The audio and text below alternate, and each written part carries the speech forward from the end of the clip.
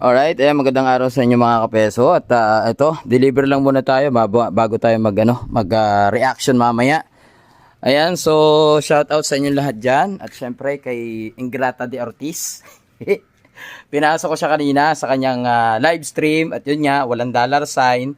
So sa madaling salita, demonetize nga po yung kanyang YouTube channel. So eto, pikon na pikon si Ingrata. Dahil nga po sa pagpasok natin sa kanya kanina, inaasar natin. Ayun, ang ginawa sa tatlong channel ko, ay dalawa pala, ay ini-hide niya. Sinako niya sa madaling salita kasi asar talo si Ingrata.